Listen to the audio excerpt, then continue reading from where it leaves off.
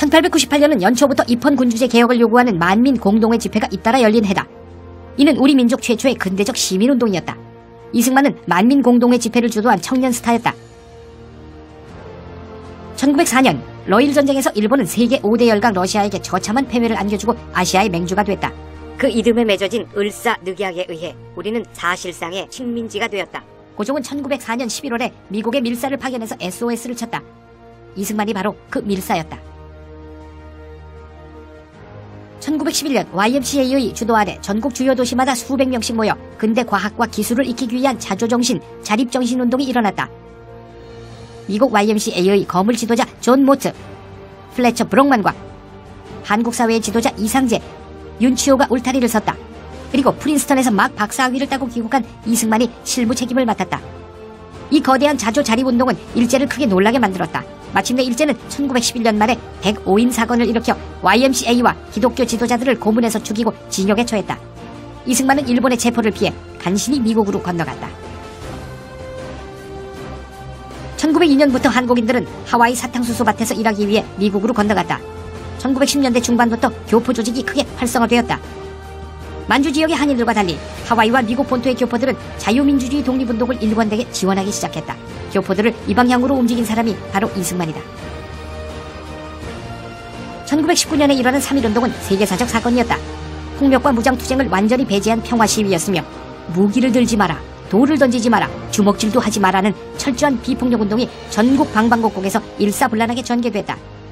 인도의 간디는 3.1운동에서 크게 깨우치는 바가 있어 3년 후인 1922년부터 비폭력 독립운동을 시작했다. 3.1운동이 비폭력 노선을 취하게 된 데는 이승만이 역시 커다란 영향을 끼쳤다. 1919년 3.1운동 직후에 7개의 임시정부가 만들어졌다. 그 가운데 가장 중요한 3개의 임시정부인 한성정부, 상해정부, 노령정부가 1919년 9월 상해에서 하나로 통합되면서 이승만을 초대 대통령으로 뽑았다. 1933년 이승만은 제네바에서 열린 국제연맹회의로 달려가서 일본이 만주동포들에게 얼마나 참혹한 만행을 저지르고 있는지 국제사회 전체에 알렸다. 이 때문에 일본은 망신을 당하고 결국 국제연맹을 탈퇴한다. 1941년 여름 유럽에서 제2차 세계대전이 시작된 지 2년이 지나도록 미국은 여전히 중립타격만 부르고 있었을 때였다. 바다 건너 무슨 일이 벌어지든 상관없다는 분위기가 팽배했기 때문이다. 이때 이승만은 재팬 인사이드 아웃이라는 영어책을 출간한다. 그는 이 책에서 미국이 원하든 원하지 않든 일본이 도발한다고 정확하게 예언했고 책이 출간된 지 6개월 정도 지난 1941년 12월 이승만의 예언대로 일본이 하와이를 기습 공격했다. 이 책은 날개 돋친 듯 팔려나가면서 미국 사회 전체에 한국이 왜 독립을 해야 하는지 그 필연성을 널리 알렸다. 이승만 박사는 일본이 태평양 전쟁을 발발하기 이전부터 일본이 전쟁을 이길 것이라며 결국 미국과 일본 간의 전쟁을 통해 승부가 날 것이라 예측했습니다. 일본의 진주만 기습 한 달쯤 지난 1942년 1월 2일에 이승만은 미 국무부의 알저 히스를 만나 임시정부에 대한 승인과 무기 지원을 요청했습니다. 미국의 동맹국인 소련을 비난하는 것은 용서할 수 없다고 화를 냈습니다. 당시에는 아무도 몰랐지만 알저 히스는 소련의 간첩인 것이 나중에 밝혀졌습니다. 이승만은 일본의 패망이 가까우면서 한국 독립에 대한 희망도 커졌지만 한편으로는 소련이 한반도를 점령할 것이라는 불안감도 커졌습니다. 그래서 독립협회 동지들과 함께 그것을 막기 위해 싸웠습니다.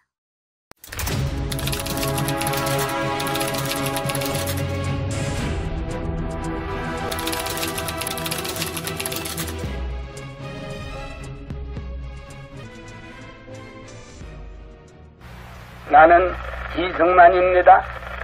미국 워싱턴에서 해내 해외에 산재한 우리 2300만 동포에게 말합니다. 어디서든지 내 말 듣나니는 자세히 들으시오. 들으면 아시려니와 내가 말한 것은 제일 기묘하고 제일 기쁜 소식입니다. 자세히 들어서 다른 동포에게 일일이 전하시오. 또 다른 동포를 시켜서 모든 동포에게 다 알게 하시오. 나 이승만이 지금 말하는 것은 우리 2300만의 생명의 소식이요 자유의 소식입니다. 저 포항무도한 외적의 철망철사 중에서 호흡을 자유로 못하는 우리 민족에게 이 자유의 소식을 일일이 전하시오. 감옥 철창에서 백방 악형과 학대를 받는 우리 충의 남녀에게 이 소식을 전하시오. 독립의 소식이니 곧 생명의 소식입니다. 외적이 저희 멸망을 재촉하느라고 미국의 준비 없는 것을 이용해서 하와이와 필리핀을 일시에 침략하여 여러 천 명의 인명을 살해한 것을 미국 정부와 백성이 잊지 아니하고 보복할 결심입니다. 아직은 미국이 몇 가지 관계로 하여 대병을 동하지 아니하였음에 외적이 양양자득하여 온 세상이 다 저희 것으로 알지만은 얼마 아니해서 벼락불이 쏟아질 것이니 이황 히로히도의 멸망이 멀지 아니한 것을 세상이 다 아는 것입니다.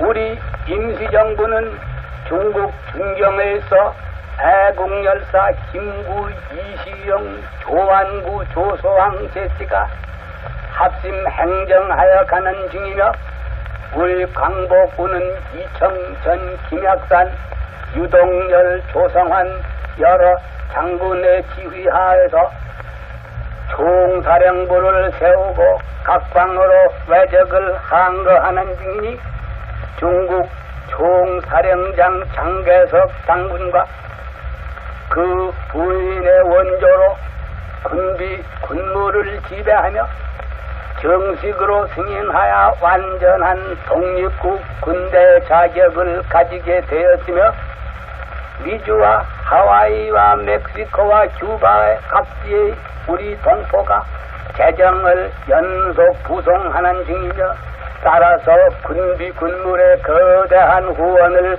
연속히 보내게 되리니 우리 광복군의 수요가 날로 늘 것이며 우리 군대의 용기가 날로 자랄 것입니다. 고진감래가 쉬지 아니하나니 37년 전을 남의 나라 영지에서 숨겨서 근거를 삼고 벌고 줄이며 원수를 대적하던 우리 독립군이 지금은 중국과 영미국의 당당한 연맹군으로 외적을 타파할 기회를 가졌으니 우리 군인의 의기와 용맹을 세계에 드러내며 우리 민족의 정신을 천추에 발표할 것이 이 기회에 있다 합니다. 우리 내지와 일본과 만주와 중국과 서백리아 각처에 있는 동포들은 각각 항을 지켜기 있으니 외적의 군기창은 낱낱이 타파하시오. 외적의 철로는 일일이 파상하시오. 적병에 지날 길은 처처에 끊어 버리시오. 언제든지 어디서든지 할 수 있는 경우에는 외적을 없이해야만 될 것입니다. 이순신, 임경업, 김덕령 등 우리 역사의 열렬한 명장 위사들의 공헌으로 강포무도한 외적을 타파하여 저의 섬 속에 몰아넣은 것이 역사의 한두 번이 아니었나니 우리 민족의 용기를 발휘하는 날은 지금도 또 다시 이와 같이 할 수 있을 것입니다. 내지에서는 아직 비밀히 준비하여 숨겨두었다가 내외의 준비가 다 되는 날에는 우리가 여기서 공포할 터이니 그때는 일시에 일어나서 우리 금수강산에 발붙이고 있는 외적은 일제히 함몰하고야 말 것입니다. 내가 워싱턴에서 몇몇 동포와 미국 친구 친구들의 도움을 받아 미국 정부와 교섭하는 중임에 우리 임시정부의 승인을 얻을 날이 가까웁니다. 승인을 얻는 대로 군비 군물의 후원을 얻을 것입니다. 그러므로 이 희망을 가지고 이 소식을 전하니 이것이 즉 자유의 소식입니다. 미국 대통령 루스벨트지의 선언과 같이 우리의 목적은 외적을 파한 후에야 말 것입니다. 우리는 택배나 용기를 내야 우리 민족성을 세계에 한번 표시하기로 결심합시다. 우리 독립의 서광이 비치나니 일심합력으로 외적을 파하고 우리 자유를 우리 손으로 회복합시다. 나의 사랑하는 동포여, 이 말을 잊지 말고 전파하며 준행하시오. 이후에 또다시 말할 기회가 있으려니와 우리의 자유를 회복할 것이 이때 우리 손에 달렸으니 분투하라, 싸워라. 우리가 피를 흘려야 자손만대 자유 기초를 회복할 것이다. 나와라, 나의 사랑하는 2300만 동포여. 대한 사람 대하늘로 이리 고전하세.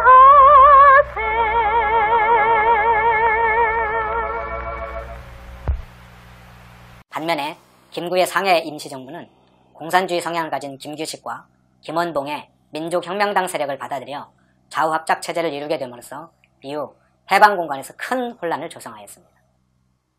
당시는 미국조차도 공산주의와 소련에 대한 호감이 컸고 특히 국무부 안에는 좌파들이 많이 있었습니다. 그중 소련 간첩이었던 알저이스는 얄타회담이나 샌프란시스코 UN 창립총회를 조직하는 등 사실상 국무부 중요한 일을 도맡아 할 정도의 국무부의 실세였습니다. 일본이 항복하자 한반도의 공산화를 우려한 이승만 박사는 귀국을 서둘렀습니다.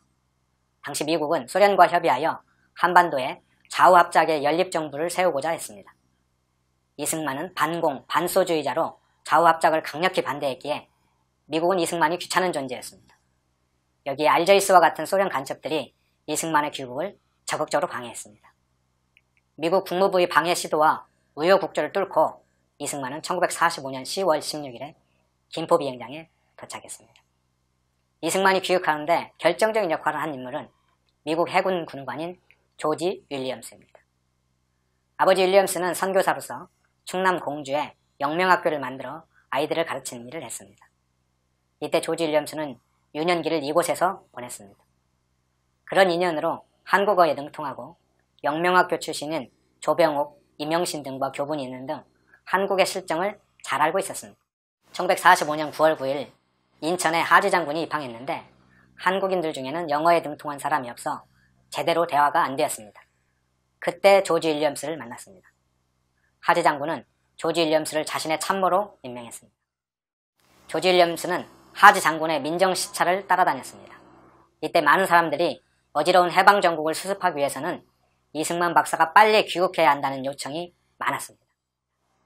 이런 정보들은 미 국방부에 상세히 전달되었고 이로써 미 국무부의 방해를 물리치고 이승만은 귀국일에 오를 수 있었습니다. 조지 윌리엄스가 이승만 후 조기 귀국에 결정적인 역할을 한 셈입니다.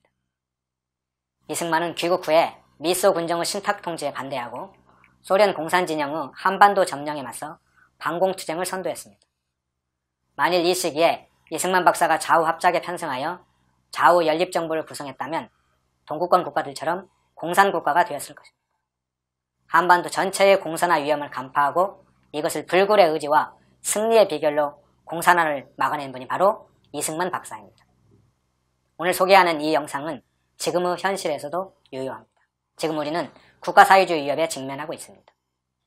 75년 전의 이 연설에 담긴 혼탁한 해방 정국의 상황과 지금을 비교하면서 지금의 위기를 극복하는데 자유와 반공 노선이 얼마나 중요한지를 생각해보고 또 그 시절에 이승만 박사는 어떻게 이 위기를 극복해 왔는지를 함께 경험하는 시간을 가졌으면 합니다.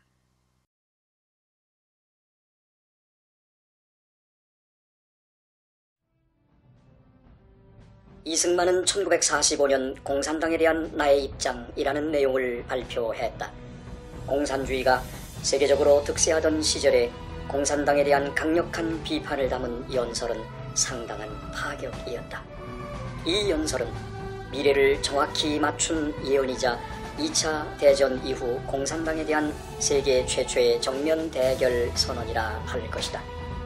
본 영상은 1945년 12월 17일 저녁 7시 30분에 이승만 박사의 대변인으로 하여금 서울중앙방송국을 통해 발표한 내용이다.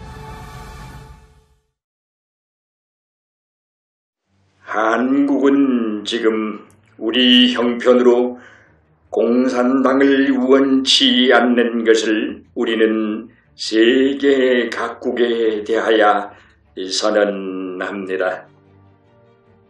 기왕에도 제3 말한 바와 같이 우리가 공산주의를 배척하는 것이 아니요 공산당 극렬파들의 파괴주의를 원치 않는 것입니다.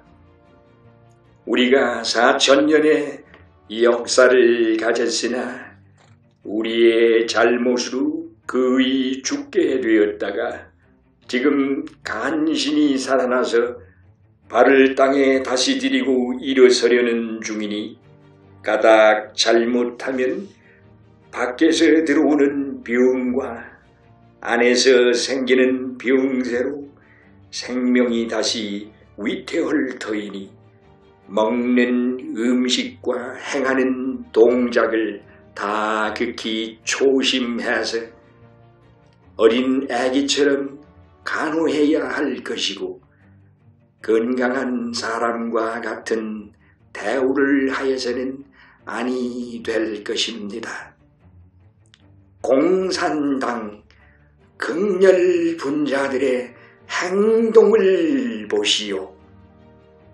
동서각국에서 수용되는 것만 볼지라도 파란국 극렬 분자는 파란국 독립을 위하여 나라를 건설하자는 사람이 아니요 파란 독립을 파괴하는 자들인 것입니다. 이번 전쟁에 덕국이 그 나라를 점령한 후에 애국자들이 임시정부를 세워서 영국의 수도인 윤돈에 의탁하고 있어 백방으로 지하공작을 하며 영미의 승인까지 받고 있다가 급기야 노국이 덕국군을 몰아내고 그 땅을 점령한 후에 파란국 공산분자가 외국의 세력을 차탁하고 공산정부를 세워서 각국의 승인을 얻고 또 타국의 군기를 빌려다가 국민을 위협해서 민주주의자가 머리를 들지 못하게 만들어 놓아 지금도 정돈이 묵되고 충돌이 쉬지 않는 중이며 이 외에도 구라파에 해방된 모든 나라들을 보면 각각 그 나라 공산분자들이 들어가서 제 나라를 파괴시키고 타국의 권리 범위 내에 두어서 독립권을 영영 말살시키기로 위주하는 거로 전국 백성이 처음으로 그자들의 선동에 끌려서 뭔지 모르고 따라가다가 차차 각오가 생겨서 죽기로서 저항하는 거로 구라파의 각 해방국은 하나도 공산분자의 파괴 운동으로 인연하여 분열 분쟁이 아니 된 나라가 없는 터이올시다. 동양의 중국으로 보아도 장개석 총통의 애국심과 용감한 군략으로 전국 민중을 합동해서 외적에 항전하여 신라같이 위태한 중국 운명을 보호하여 놓았더니 연맹 각국은 다 그 공적을 찬양하며 극력 후원하는 바이언을 중국의 공산 분자는 백방으로 파괴운동을 쉬지 아니하고 공산 정부를 따로 세워 중국을 두 조각으로 나누어 놓고 무장한 군병을 양성하여 중앙정부와 장총통을 악선전하여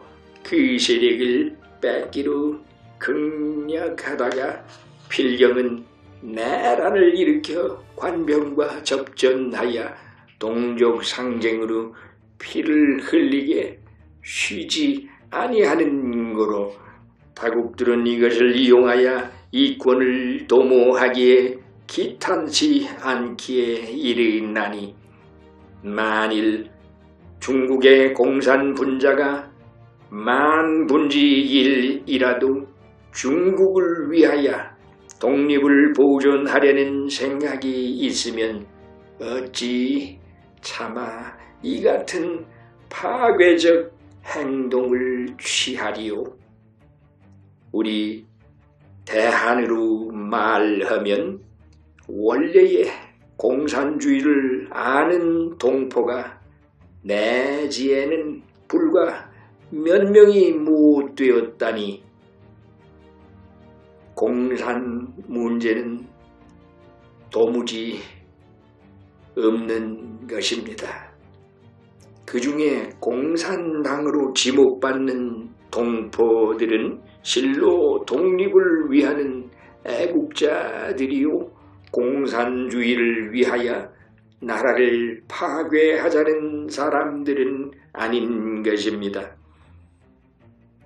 따라서 서백리아에 있는 우리 동포들도 대다수가 우리와 같은 목적으로 생명까지 희생하려는 애국자들인 줄 우리는 의심 없이 믿는 바입니다. 불행히 양의 무리에 이리가 섞여서 공산 명목을 빙자하고 국경을 없이 하여 나라와 동족을 팔아다가 사익과 영광을 위하여 부원위설로 인민을 속이며 도당을 지어 동족을 위협하여 군기를 사용하여 재산을 약탈하며 소위 공화국이라는 명사를 조작하여 국민 전체의 분열 상태를 세인에게까지 선전하기에 이르다가 지금은 민중이 차차 깨어나서 공산에 대한 반동이 일어나매 간계를 써서 각처에 선전하기를 저희들이 공산주의자가 아니요 민주주의자나 하여 민심을 현혹시키니 이 극렬 분자들의 목적은 우리 독립국을 없이하여 남의 노예로 만들고 저의 사욕을 채우려는 것을 누구나 볼 수 있을 것입니다. 이 분자들이 노국을 저희 조국이라 부른다니 과연 이것이 사실이라면 우리의 요구하는 바는 이 사람들이 한국에서 떠나 저의 조국에 들어가서 저의 나라를 충성스럽게 섬기라고 하고 싶습니다. 우리는 우리 나라를 찾아서 완전히 우리의 것을 빼앗아다가 저의 조국에 붙이려는 것은 우리가 결코 허락지 않을 것이니 우리 3천만 남녀가 다 목숨을 내놓고 싸울 결심 우리의 친애하는 남녀들은 어디서든지 각기 소재지에서 합동해서 무슨 명사로든지 애국주의를 조직하고 분열을 일삼는 자들과 싸워야 할 것입니다.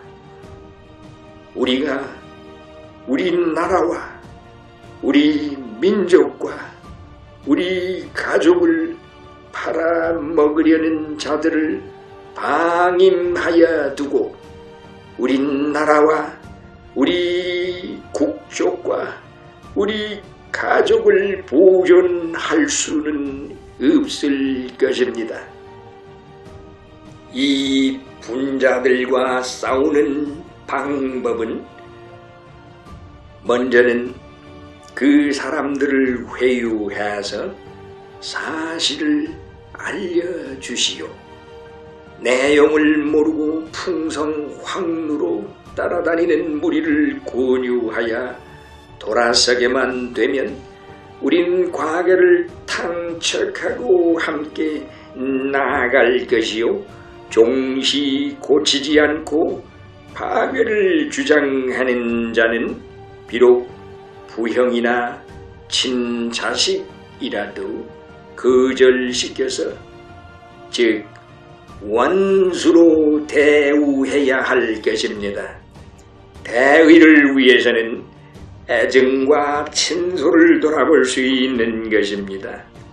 옛날에 미국인들이 독립을 위해 싸울 적에 그 부형은 미국에 충성하여 독립을 반대하는 거로, 자식들은 독립을 위하여 부자 형제간에 싸워가지고 오늘날 누리는 자유복락의 기초를 세운 것입니다. 언제든지 어디서든지 건설자와 파괴자와는 합동이 무되는 법이올시다. 건설자가 변경되든지 파괴자가 회심하든지 해서 같은 목적을 갖기 전에는 완전한 합동은 못됩니다. 우리가 이 사람들을 회유시켜서 이 위급한 시기에 합동 공작을 형성시키자는 주의로 많은 시를 허비하고 많은 노력을 써서 시험하여 보았으나 종시 각성이 못되는 모양이니, 지금은 중앙협의회의 조직을 더 지체할 수 없이 협동하는 단체와 합하여 착착 진행 중이니, 지금이라도 그중 극렬 분자도 각성만 생긴다면 구태여 거절하지 않을 것입니다. 다만 파괴운동을 정지하는 자로만 협동이 될 것입니다. 우리가 지금의 이 문제를 우리 손으로 해결하지 못하면 총시는 우리나라도 다른 해방국들과 같이 나라가 두 절분으로 나누어져서 동족 상정의 화를 면치 못하고, 따라서 결국은 다시 남의 노예 노릇을 면치 어려울 것입니다.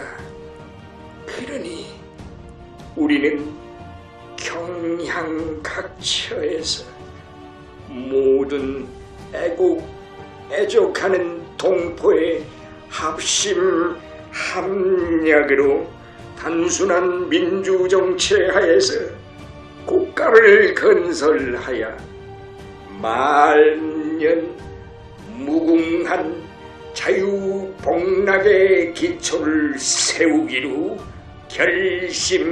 결심하십시다. 1948년 5월 10일 유엔의 지도 아래 재헌의회 선거가 치러졌다. 유엔 선거를 거부한 북한을 배려해서 총 300석의 의석 중 북한 몫으로 100석을 남겨놓았다. 이승만은 재헌의회 의장으로 선출되었다.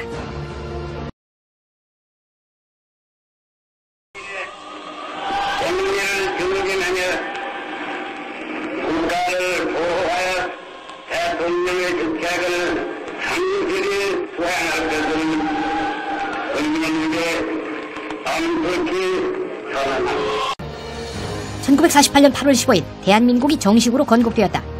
대한민국은 그해 12월에 유엔으로부터 공식 승인을 받는다. 유엔 공식 승인을 이끌어낸 게 이승만이다. 1950년 봄 대한민국은 농지개혁을 전격적으로 실행한다. 생산량의 50% 안팎을 소작료로 바쳐왔던 농민들은 이제 30%씩 5년만 내면 자기 소유의 논, 밭을 가질 수 있게 되었다. 이는 전 세계에서 가장 진취적인 농지개혁으로 손꼽힌다. 이승만이 이 농지개혁을 설계하고 주도한 사람이다. 1950년 6.25 전쟁이 터졌다. 소련의 스탈린과 중국의 모택동은 김일성에게 무제한의 지원을 제공했고 대한민국에서만 80만 명이 죽거나 실종되었던 끔찍한 전쟁이 벌어졌다. 이승만과 메가더가 이 참혹한 전쟁을 승리로 이끈 주인공들이다. 1953년 미국은 빨리 전쟁을 끝내고 한반도로부터 발을 빼고 싶어 했다. 그래서 공산군을 자극할 수 있는 일은 모조리 회피했다. 원래 미국의 계획에 의하면 3만 명에 달하는 반공포로 역시 북으로 보내지도록 되어 있었다. 그러나 6월 18일 이승만은 모든 반공포로를 전격 석방한다. 가난하고 초라하기 짝이 없는 대한민국이 미국에 대해 안 되라고 말한 것이다. 이는 자유민주주의 정신의 승리를 상징하는 사건이었다. 환성입니다.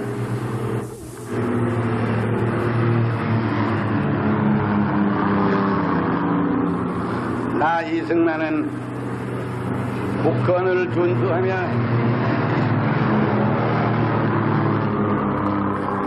국민의 공리를 증진하며 국가를 보호하여 대통령의 직책을 성실히 수행할 것을 국민에게 엄숙히 선언합니다. 1953년 현재 미국이 태평양 지역에서 맺은 양자간 방위조약은 필리핀밖에 없었다. 이승만은 한미 방위조약을 맺지 않으면 휴전을 방해하겠다라고 미국을 압박해서 마침내 1953년 가을 조약을 이끌어낸다. 이 조약은 미군 주둔, 한국군 육성 지원, 한미연합사 설치를 위한 법률적 토대를 제공했다. 해방이 되고 나서도 우리 불교계에는 일제의 악랄한 종교 왜곡 정책의 상처가 남아있었다. 일제는 모든 종교를 신사참배, 즉 신토 밑으로 복속시켰다. 그런데 스님들이 고분고분 복종할 리 없었다. 특히 우리 불교는 독신 비구승을 중심으로 대승, 선, 화엄으로 이루어진 세 가지 흐름이 삼위일체를 이루고 있었기에 일제에 쉽게 굴복하지 않았다. 그래서 일제는 독신 비구승 체제를 파괴하고 전국 거의 모든 사찰에 일본식 대처승을 들어앉혔다. 대한민국이 건국되고 6.25를 이겨냈지만 외색 불교가 남아있는 한 우리의 문화와 어른 영원히 회복될 길이 없었다. 마침내 전국 거의 모든 사찰에서 일본식 대처승과 그 가족을 쫓아내고 독신 비구승을 육성하는 거대한 움직임이 시작됐다. 이것이 이승만이 1954년부터 일으킨 불교 정화운동이다. 이승만의 불교 정화에 의해서 독신 비구승들이 한국 불교를 주도할 수 있는 기반이 회복됐다.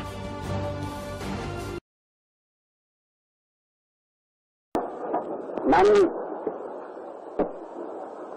국권을 준수하며 국민 공리를 증진하며 국가를 보호하여 대통령의 직무를 성실히 수행할 것을 국민에게 엄숙히 선서합니다.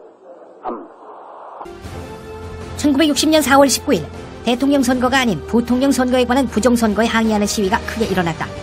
약 200여 명의 학생들이 숨졌다. 이승만은 4월 27일 국회에 사임서를 제출한다. 이승만을 하야시킨 4.19는 바로 그 이승만이 1898년 이후 줄기차게 주장해온 자유민주주의가 이 땅에 뿌리박기 시작했음을 알리는 신호탄이었다. 이렇듯 이승만은 1898년 만민공동회에서 1960년 4.19까지 63년 동안 이어진 격동의 세월 그 한가운데에 존재하는 인물이다. 영국식 입헌군주제 자유민주주의를 요구하는 만민공동회의 지도자로 시작했던 이승만의 일생이 부정선거의 책임을 묻는 4.19로 마감되었다는 사실은 의미심장하다. 하야하기 직전 부상당한 학생들을 병원으로 방문해서 그 손을 붙잡고 나지막하게 속삭였다는 말이 있다. 장하다. 장하다. 이 말 속에는 63년 세월이 모두 녹아 있었던 것이 아닐까. 학생들의 모습에서 자신이 그토록 원했던 당당한 시민들로 이루어진 독립 대한민국의 싹을 그는 보았던 것이 아닐까.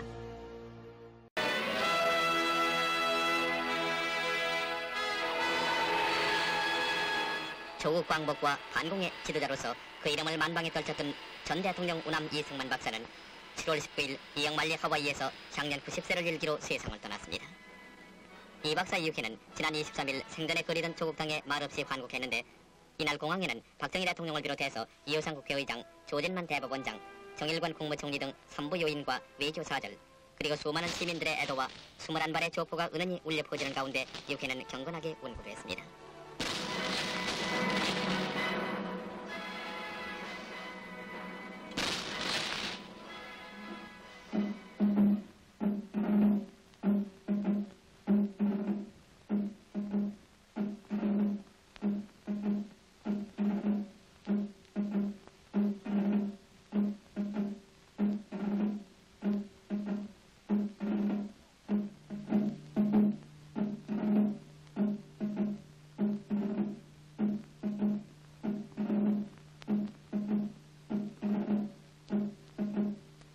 이어서 있은 봉영식에서 박치순 목사는 그렇게도 이 땅에 묻히고자 원하던 당신의 종은 이 땅에 우리 모든 교회가 환영합니다. 지어 위로하여 주시고 지어 저희들 다시금 이런 비참한 일이 없도록 우리나라의 정치에게 은혜 주시옵시기를 기도하옵나이다. 봉영식을 마치고 유해는 생전에 국민들의 앞장에 서서 모스크바 삼상회의 반대와 신탁통치 반대를 부르짖던 세종로 거리를 거쳐 이 화장에 안치되는데 이 화장 빈소에는 수많은 문상객들이 고인의 명복을 빌었습니다.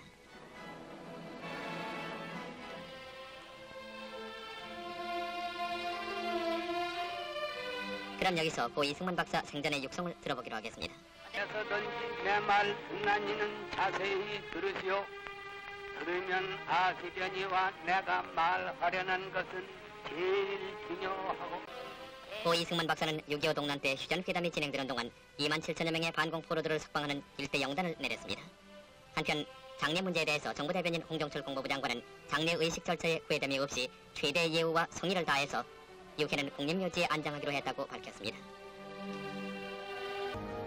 1965년 이승만이 서거했다. 그의 장례식은 가족장으로 열렸다. 그럼에도 불구하고 서울 시민 전체의 절반가량 되는 인파가 거리로 나와 이승만을 애도했다.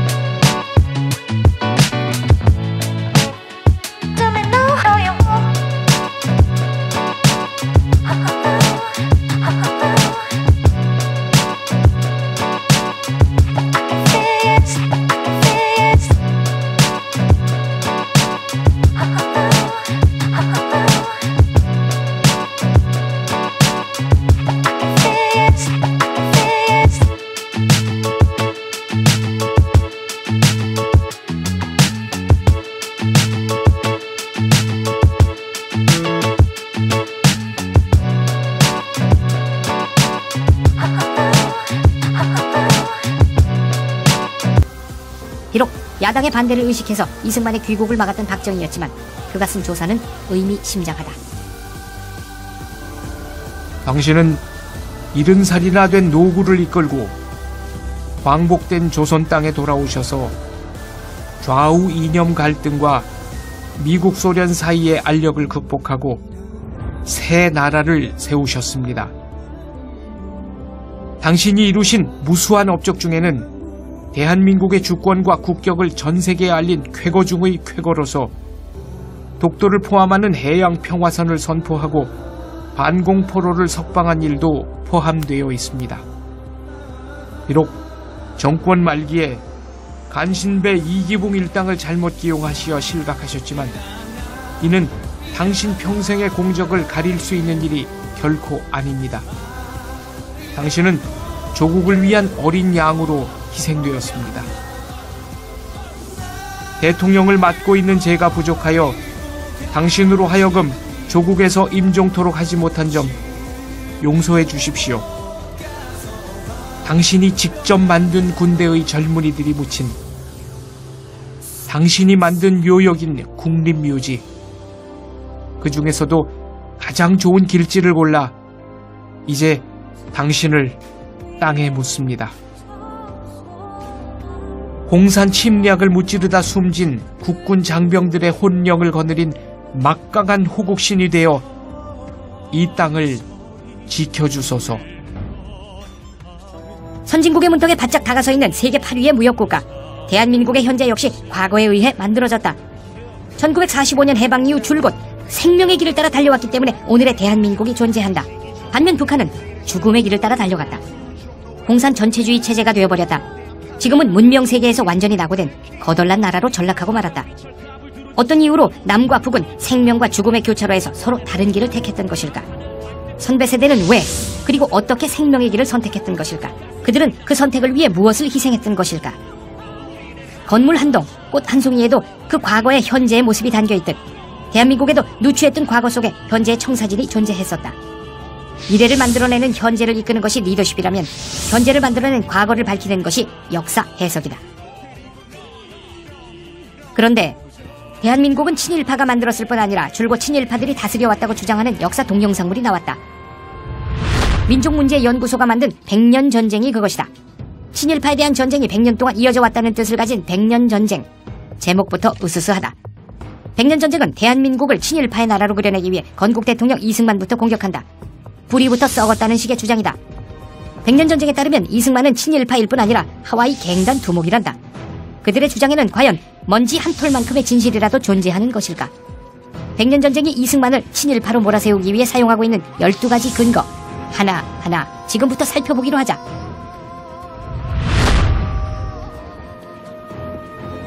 새빨간 거짓말이다. 이는 이승만과 김노디에 대한 명예훼손이며 인격살인이다. 이승만과 김노디의 범죄 피의자 사진은 뽀샵으로 조작했다.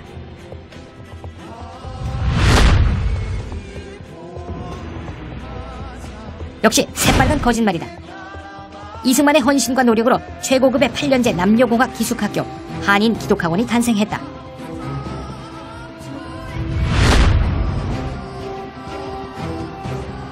새빨간 거짓말이다.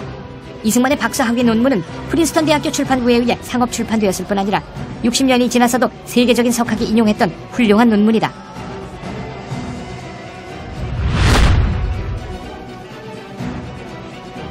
새빨간 거짓말이다. 손가락 살점이 뜯기고 뼈가 드러날 정도로 고문을 받았다. 심지어 7개월 동안 손발이 묶인 상태에서 목에 칼을 쓴 채 지내기도 했다.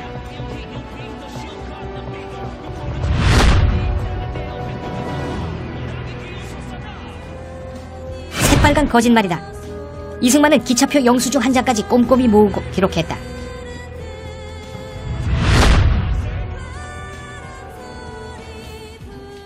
새빨간 거짓말이다. 이승만은 자신이 일본 감옥에 갔었다고 허풍 떨었던 적이 없다.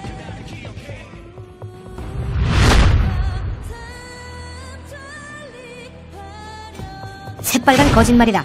이승만은 일본의 제거 대상 1호였다.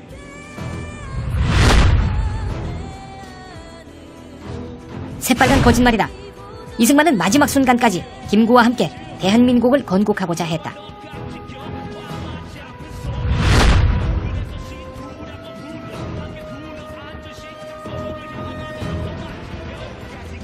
새빨간 거짓말이다. 이승만의 기고문을 엉터리로 번역해서 왜곡했다.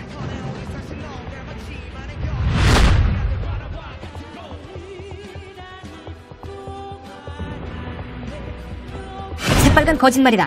이승만은 하와이 법정에서 그런 증언을 한 적이 없다.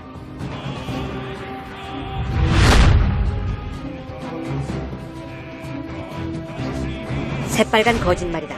메가더는 젊은 시절부터 이승만을 정신적 스승으로 따랐다.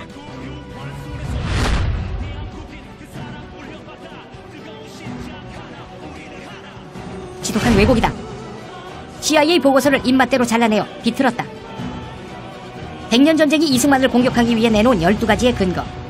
그중 11가지는 새빨간 거짓말이고 나머지 한 가지마저도 제멋대로 왜곡한 것이다.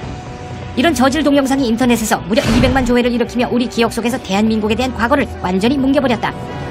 이 같은 동영상이 범람한다면 우리는 차츰 과거도 뿌리도 없는 기괴한 존재로 변해가고 말 것이다. 백년전쟁이 어떤 수법을 사용해서 진실을 왜곡했는지 그 테크닉을 해부해야 하는 까닭이 여기에 있다. 거짓 선동을 꿰뚫어 볼 줄 아는 것, 그것이 바로 당당한 시민의 징표이기 때문이다.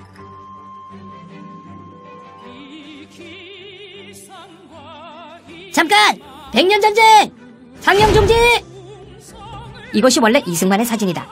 백년전쟁은 1930년 하와이에서 찍은 단체 사진에서 이승만을 오려내 범죄자 사진으로 뽀샵했다. 스톱! 백년전쟁! 상영중지! 이것이 원래 김노디의 사진이다.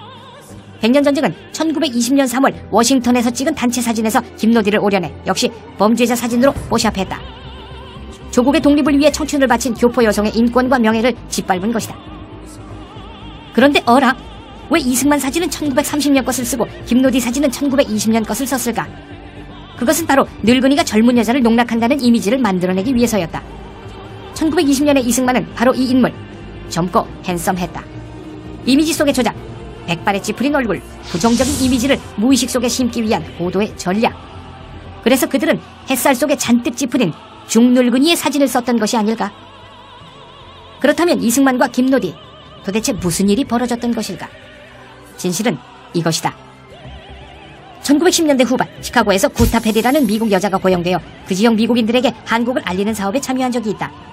그런데 이승만의 노력으로 김노디처럼 영어를 잘하고 고급 교육을 받은 교포 청년들이 속속 등장하기 시작하자 구타 페리 누려왔던 독점적 지위가 흔들리기 시작한다. 그녀는 결국 능력의 한계가 드러났고 이승만은 그녀를 해고했다. 졸지에 직장과 명성을 잃은 구타 페리. 그녀는 무서운 복수를 계획하고 실천에 옮긴다. 이승만을 일본으로 추방시켜 고문과 감옥 속에서 죽게 만들기 위한 함정을 판 것이다. 이 계획을 실현하기 위해 시카고 이민국 책임자 해리 랜디스를 구워 삶았다. 구타펠에게 푹 빠진 해리 랜디스는 1920년 여름 다른 도시의 이민국에게 구타펠의 거짓말을 공문으로 만들어 마구 보내기 시작한다. 6월 22일의 공문은 이렇다.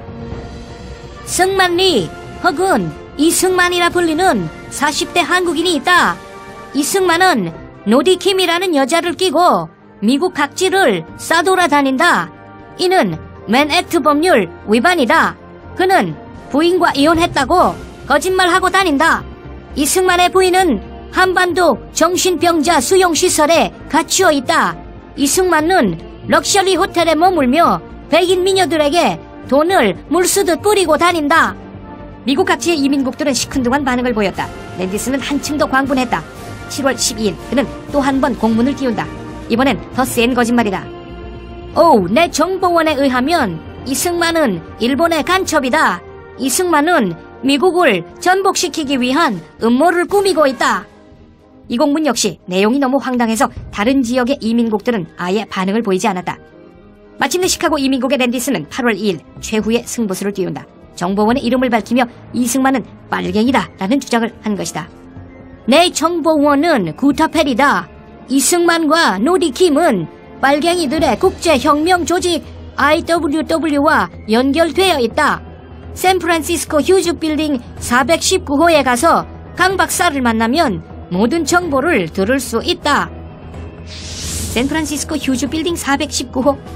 어디서 많이 들어본 주소다. 샌프란시스코 교포신문 신한민보가 바로 휴즈 빌딩 414호에 자리 잡고 있었다. 419호의 옆방이다. 강 박사란 인물은 교포신문에 관계했던 이승만 반대파 인사가 아니었을까? 구타펠은 이승만 반대파와 손을 잡고 이승만을 일본으로 추방시켜 죽여버리려고 했던 것이 아닐까? 시카고 이민국의 해리 랜디스가 국제혁명 조직을 거론하며 정보원 구타펠의 신원을 밝히자 샌프란시스코 이민국은 조사에 나서지 않을 수 없게 됐다. 마침내 1920년 8월 9일 샌프란시스코 이민국은 하와이 지국으로 다음과 같은 명령을 보낸다. 이승만과 김노디를 조사하시오. 만약 해리 랜디스가 제공한 정보들이 사실로 확인된다면 이승만과 김노디의 본토 여행을 막고 그 둘을 일본으로 추방하시오. 하와이 이민지국의 리처드 헬지가 이승만과 김노디를 조사했다. 당연히 피의자 사진 따위는 찍지도 않았다. 8월 27일 헬지는 샌프란시스코 이민국으로 두툼한 조사 보고서를 보낸다. 이 보고서는 다음과 같은 글로 끝난다. 좀 더 확실한 증거가 제시될 때까지는 제 직무 도리상 이 박사와 김노디 양에게 모든 사람이 마땅히 받아야 할 인간으로서의 예우를 갖춰야 한다고 생각합니다. 왜냐하면 그들의 혐의를 뒷받침할 만한 신빙성 있는 근거가 전혀 없기 때문입니다.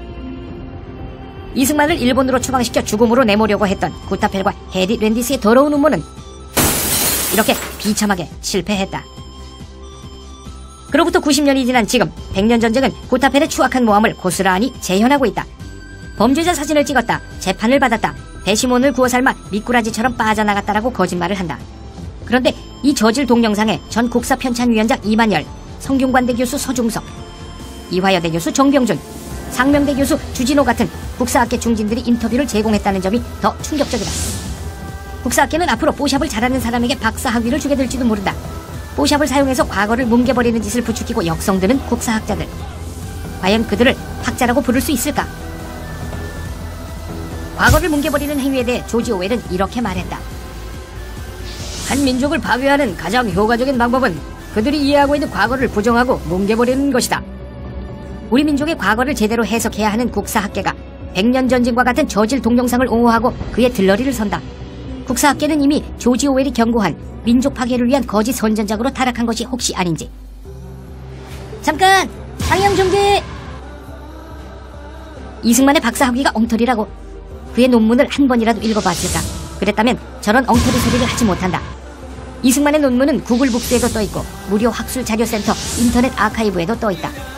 게다가 프린스턴 대학 출판부가 상업 출판을 해서 판매했을 정도로 뛰어난 논문이다. 60년이 지나서도 해당 분야의 세계적 권위자 닐스 오빅이 자신의 책에서 이 논문을 인용했다. 이승만의 논문은 중립성의 원칙에 미국이 끼친 영향, Neutrality as influenced by the United States. 이 논문은 전쟁 상황이라도 중립국의 배와 화물만은 건드리지 않는다라는 원칙이 어떤 과정을 통해 확립되었을까라는 문제를 다룬다. 18세기 말까지만 해도 전쟁이 벌어지면 적국으로 가는 중립국 배를 마구 침몰시키고 약탈하는 것이 상식이었다. 이승만은 중세 이래 19세기 말까지의 역사를 정리하면서 이 같은 난폭한 관행에 쐐기를 박는 데 결정적인 역할을 한 것이 바로 미국이었음을 증명한다. 이승만은 논문 마지막에서 이렇게 말한다. 중립성을 인정하는 국제질서 확립에 미국이 끼친 영향은 깊고 크다. 전쟁 중이라도 중립국만큼은 평화스러운 무역을 계속할 수 있다. 이렇게 된 데는 미국의 자유 해상무역 정책이 결정적인 역할을 했다. 이 같은 진보는 인류적 차원의 축복이다. 그런데 1910년에 완성된 이 논문은 그로부터 7년 후 제1차 세계대전에 미국이 참전하는 과정을 고스란히 예언한 셈이 되었다. 제1차 세계대전은 1914년에 일어났다. 미국은 3년 동안 중립을 지켰다. 그러나 1917년 초에 독일의 잠수함들이 미국의 상선을 마구 공격하기 시작했다. 미국이 영국에 물자를 판매하고 있다는 이유 때문이었다. 이는 이승만이 논문에서 다룬 중립국의 자유 해상무역 원칙을 정면으로 파괴하는 도발 행위였다. 이 같은 봉변을 당하자 미국은 1917년에 독일과 전쟁을 시작했다. 이승만의 논문은 열강 사이의 전쟁이 어떻게 확대되는지 깊게 통찰했다는 점에서 빼어난 가치가 있다. 이같이 훌륭한 논문임에도 중진 국사학자 주진호는 태연히 박사학위가 엉터리라고 주장한다. 그것도 저질 뽀샵 동영상 100년 전쟁을 통해서 말이다. 100년 전쟁은 국사학자들을 들러리 세우는 것도 부족해서 아예 CIA 문서까지 끌어들여 이승만을 공격한다. 일단 상영 중지! 스톱! CIA 보고서는 대한민국이 건국되고 불과 74일이 지난 1948년 10월 28일에 만들어졌다. 당시 대한민국은 살아남을 수 있느냐 없느냐의 양갈래길에 놓인 바람 앞에 등불 같은 신세였다. 대한민국이 살아남을 가능성이라는 보고서 제목도 살벌하다. 이승만에 대한 분석은 이 보고서에 붙어있는 3쪽짜리 첨부 문서에 지나지 않는다. 이 보고서는 이런 결론을 내놓는다. 극동아시아에 대한 소련의 전략 목표는 38선 이북에 국한되지 않는다는 것이 명백해졌다. 소련은 한반도 전체를 장악하기 위해 갖가지 수단을 사용할 것이 확실하다. 이 같은 상황에서는 미국이 군사적, 경제적, 기술적 지원을 대규모로 무한정 퍼붓지 않는다면 대한민국의 생존을 보장할 수 없다. 1948년 10월이 어떤 세월인가. 스탈린의 무제한 지원을 받은 모택동군이 만주에서 국민당군에게 압승을 거두고 남쪽을 향해 파죽지세로 쳐내려가던 때였다. 바로 이런 상황에서 CIA 보고서는 이렇게 맹소를 날리는 것이다. 한반도라는 이름을 들어보기나 했어. 중국에 붙어있는 쥐방울만한 곳이야. 여기 남쪽에 대한민국이라는 눈꼬만한 나라가 방금 만들어졌어. 그런데 소련은 한반도 전체를 먹고 싶어해. 대한민국을 유지시키려면 우리 미국이 무한정, 무제한으로 끝없이 퍼부어야 돼. 그런데 그럴 각오가 돼 있어? 없으면 얼른 한반도에서 발을 빼는 게 좋아. 대한민국이 생긴 지 불과 74일째 되는 날, CIA는 왜 이런 재수없는 보고서를 만들었을까? 그때 CIA는 1년밖에 안 된 젖먹이 조직이었다. CIA가 제대로 기능하기 시작한 것은 1953년부터다. 그렇다면 1948년 10월에 만들어진 이 보고서에는 누구의 목소리가 담겨져 있던 것일까? 미 국무성의 목소리다. 당시 미 국무성은 공산주의 동조자들과 소련 간첩이 우글대던 곳이었다. 특히 미 국무성 동아시아 책임자 엘저 히스는 나중에 간첩으로 체포되어 유죄 선고를 받았다. 간첩과 공산주의자들의 놀이터였던 미 국무성은 이승만과 신생 대한민국을 소련의 먹잇감으로 내주고 싶어 했다. 이에 맞서 한편으로 국민을 단결시키면서 다른 한편으로 미국을 설득해서 대한민국을 지켜낸 지도자가 바로 이승만이다. 미국 국무성의 용공 노선에 절대 복종하던 CIA가 얼마나 엉터리 조직이었는지는 6.25 전쟁이 일어나기 불과 5개월 전에 작성된 보고서를 보면 알 수 있다. 인민군이 38선 부근에 집결하고 있는 것은 한국군이 호전적이기 때문이다. 중국 공산군 소속으로 국국내전에서 단련된 수만 명의 조선족 군인들이 북한으로 들어와 인민군이 되었지만 남북의 인구수를 고려하면 걱정하지 않아도 된다. 북한군이 탱크, 야포, 비행기를 갖췄지만 이 역시 염려할 수준은 아니다. 전쟁은 일어나지 않는다. 이렇게 엉터리였던 CIA조차 이승만에 관한 진실을 모두 감출 수는 없었다. 그래서 100년 전쟁이 인용한 CIA 보고서에는 이승만에 대한 극단적 칭찬과 극단적 비난이 함께 섞여있다. 이승만은 독립국가로서의 대한민국의 이익을 위해 움직이는 진정한 애국자다.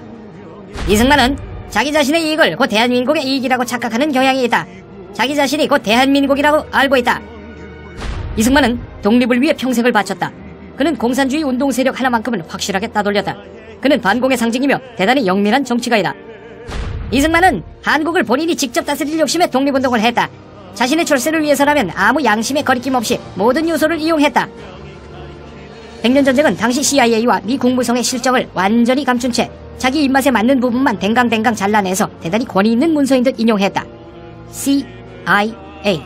이 세 글자를 가장 중요한 판단 근거로 삼으라고 선전하는 셈이다. 그렇다면 100년 전쟁이야말로 CIA의 진정한 숭배자들이 아닌가. 100년 전쟁은 CIA에서 그치지 않고 FBI 흉내를 내기도 한다. 이승만이 하와이 마피아 두목이며 하와이 교민들이 세운 학교를 가르친 횡령범이라고 주장한 것이다. 미국의 안전과 치안은 CIA와 FBI의 충실한 주종자인 우리 100년 전쟁 팀에게 맡겨주세요. 이것이 그들의 슬로건이 될 판이다. 잠깐! 장영 중지! 그만! 하와이 교포들이 자녀 교육을 위해 세운 학교를 이승만이 가로챘다고? 황당한 거짓말이다. 하와이 교민 조직인 국민회는 학교를 세운 적이 없다. 여학교를 짓기 위해 땅을 샀다가 이승만이 1915년에 세운 한인여학원에 그 땅을 기증했다. 한인여학원은 1918년에 남녀공학 기숙학교로 발전했다. 이것이 한인기독학원이다. 또한 국민회는 남학생 기숙사를 짓기 위해 기금을 모았다가 한인기독학원에 그 돈을 기증했다. 한인기독학원은 1923년에 4만 5천 평 부지에 최첨단 시설을 갖춘 기숙 사립학교로 발돋움한다. 이승만은 독립운동가일 뿐 아니라 교육운동가였다. 바로 그가 여자는 집에서 소뚜껑이나 운전하면 된다 라는 교민들의 사고방식을 180도 바꿔낸 장본인이다. 교포의 딸들에게 개방적 민족교육을 시키겠다는 것이 그가 학교를 세우게 된 직접적 계기였다. 이승만은 1913년 2월에 하와이로 왔다. 처음에는 감리교회에 부속된 한인중앙학교 교장을 맡았다. 부임 이듬해인 1914년에는 학생 수가 100명을 훌쩍 넘어섰다. 여학생이 수십 명이었다. 그런데 심각한 문제가 발생했다. 감리교회 측이 여학생에게는 민족교육을 시키지 말고 일반 미국인 학교에 보내야 한다고 제동을 걸었던 것이다. 교회 정책에 복종할 것인가, 아니면 교회로부터 독립된 학교를 만들어 그 여학생에게 진취적인 민족교육을 시킬 것인가. 그 갈림길에 이승만의 고민이 있었다. 1914년 이승만 개인이 모금한 돈으로 여학생을 위한 사설 기숙사를 지었다. 여학생들은 공부는 교회 부속 학교에서 하고 생활은 이승만의 사설 기숙사에서 할 수 있게 됐다. 1915년 여학생 기숙사 옆에 땅을 사서 한인 여학원을 개교했다. 조촐한 단층 건물을 사용하는 비인가 학교, 즉 대안학교였다.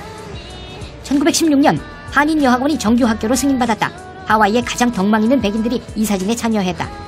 1918년 학교를 8년제 남녀공학으로 격상시키고 폐교 건물을 임도해서 학교 규모를 늘렸다. 학교 이름이 한인기독학원이 되었다.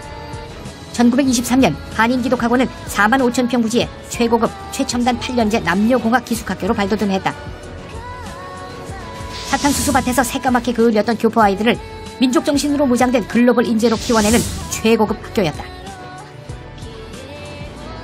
그로부터 30년 후 한인학교에 입학할 교포 자녀가 더 이상 존재하지 않게 되자 학교 이사진은 학교 시설을 매각해서 인하대학교 설립 종자돈으로 기부했다. 인하라는 이름이 바로 인천, 하와이 앞글자를 따서 지은 이름이다. 하와이 교포들이 조국을 떠났을 때 마지막 이별의 눈물을 흘린 땅이 바로 인천이었다. 하와이 주정부는 한인기독학원이 있던 자리를 기념해서 거리 이름을 쿨라 코리아라고 지었다. 한국학교라는 뜻이다. 지금 그 자리는 초등학교가 되어 있다. 여기서 잠시 이승만이 졸업생들을 어느 대학으로 많이 보냈는지 살펴보자. 오하이오에 있는 오벌린 대학이다. 이 대학은 진취적인 기풍으로 유명하다. 1835년에 미국 최초로 인종차별을 넘어 흑인 남학생이 입학했고 1837년에 미국 최초로 남녀차별을 넘어 여학생이 입학했다. 이승만이 제자들을 이 학교에 보내기 시작했던 1910년대 하반기는 미국 여성들에게 아직 투표권조차 없던 시절이었다. 대부분의 백인 여성들조차 간신히 초등학교만 마치던 시대다. 그런 상황에서 이승만은 사탕수수밭에서 새카맣게 그을은 여자아이들까지도 미국 최고, 세계 최고 수준의 교육을 받도록 길을 열었다. 그는 그것이 곧 독립의 길이라고 생각했다. 그의 독립은 나라의 독립을 넘어선 사람들의 독립이었다. 세계화된 현대 문명 속에 우뚝 선 개인들로 이루어진 공동체, 바로 이것이 이승만이 꿈꿨던 독립국가 대한민국이었다. 양심만 행동하는 게 아니라 세상에 대한 앙심도 행동한다. 이를 우리는 행동하는 앙심이라 부른다. 양심은 정직, 헌신, 희생, 사랑으로 행동하는 반면 앙심은 시기, 질투, 모함, 모략으로 나타난다. 이승만은 평생 행동하는 앙심들에게 시달리며 살았다. 행동하는 앙심들은 그를 무자비하게 공격했다. 행동하는 앙심이 사용했던 레파토리는 뻔했다. 여자, 돈, 위선, 그리고 탐욕이다. 백년전쟁 역시 이 같은 캐캐묵은 레파토리를 무덤 속에서 끄집어내어 그럴싸한 몽타주로 만들어냈다. 그리하여 마침내 이승만을 돈과 권력과 여자를 미칠 듯이 탐하는 친일파 정치 깡패로 그려냈다. 그뿐만이 아니라 전 국사편찬위원장 이만열, 이화여대 정병준, 상명대 주진호, 성균관대 서중석 같은 쟁쟁한 국사학자들이 이 거짓 동영상에 들러들어 섰다. 국사학자들과 백년전쟁은 왜 이승만을 밟아 죽이지 못해 안달인 것일까? 대한민국 그 자체에 대한 앙심 때문이다. 1898년부터 1960년에 이르는 63년의 세월 전체에 이승만의 흔적이 남아있다. 대한민국을 헐뜯기 위해서는 반드시 먼저 이승만을 제거해야 한다. 살아생전 이승만은 대한제국, 일본, 그리고 공산 전체주의자들에 의해 제거 대상 1호로 꼽혔었다. 숨진 지 반세기가 지난 지금 이승만은 대한민국에 대해 앙심을 품고 있는 세력에 의해 여전히 제거 대상 1호로 꼽히고 있는 것이다. 63년의 세월 동안 도대체 무슨 일을 했길래 이토록 적이 많은 것일까?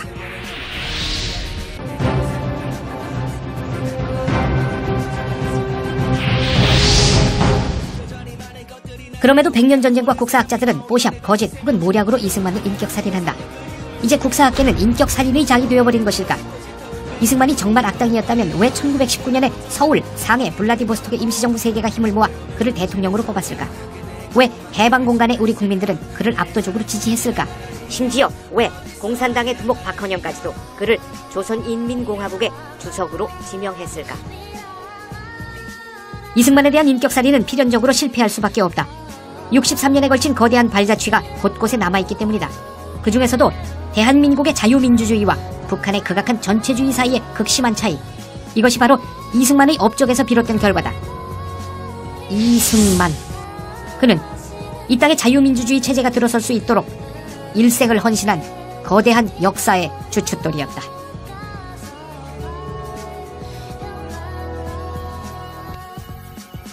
화려하고 편안한 빌딩, 그러나 지금의 모습 뒤에는 땀과 먼지로 뒤범벅된 과거가 있었다. 흙을 파고 기초를 놓았던 누추하고 고단한 시절이 존재했다. 건물만 그런 것이 아니라 꽃 역시 마찬가지다. 지금의 아름다움 뒤에는 초라하고 가냘팠던 과거, 볼품없는 작은 씨앗에 지나지 않았던 시절이 존재한다. 과거는 현재를 길러낸 자궁이다. 현재가 건물이라면 과거는 그 건물의 구조를 결정짓는 주춧돌이다.